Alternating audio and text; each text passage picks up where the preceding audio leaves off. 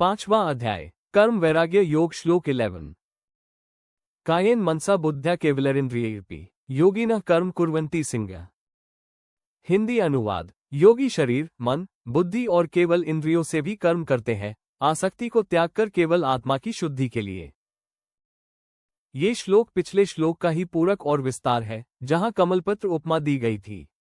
श्री कृष्ण स्पष्ट करते हैं कि सच्चा कर्मयोगी अपने कर्मों को 4 स्तरों पर करता है। कायेन शरीर से, मनसा मन से, बुद्ध्या बुद्धि से और केवलरिंद्रियैरपि केवल इंद्रियों से भी, अर्थात उसके कर्म केवल शारीरिक श्रम तक सीमित नहीं, बल्कि संपूर्ण व्यक्तित्व का समन्वय है।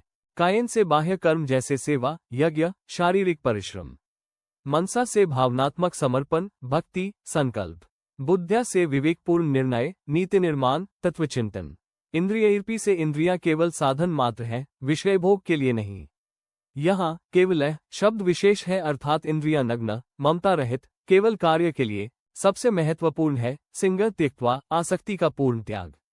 सन का अर्थ है 3 प्रकार की आसक्ति। कर्तृत्वाभिमान, मैं कर रहा हूँ, फलाशा, इसका फल मिलेगा, सामान्य मोह, यह मेरा है। योगी इन तीनों को काटकर कर्म करता है।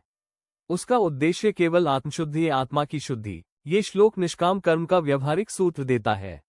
गृहस्थ जीवन में रहकर भी साधक अपने दैनिक कार्यों को इस भाव से करे, ये शरीर, मन, बुद्धि ईश्वर की देन है। इनके द्वारा जो हो रहा है वह उनकी सेवा है। तब खाना बनाना, पढ़ाना, व्यापार करना, सेवा करना सब आत्मशुद्धि का साधन बन जाते हैं। गीता का क्रांतिकारी संदेश यही है कि संन्यास का अर्थ संसार त्यागना नहीं, भाव त्यागना है। योगी संसार में रहकर भी संसार से अछूता रहता है। वह कर्मफल को ईश्वर को अर्पित कर देता है। जैसे नदी का जल समुद्र में जाकर मिल जाता है, वैसे ही उसके कर्म बिना बंधन के परमात्मा में विलीन हो जाते हैं। यही कर्मयोग की पराकाष्ठा है।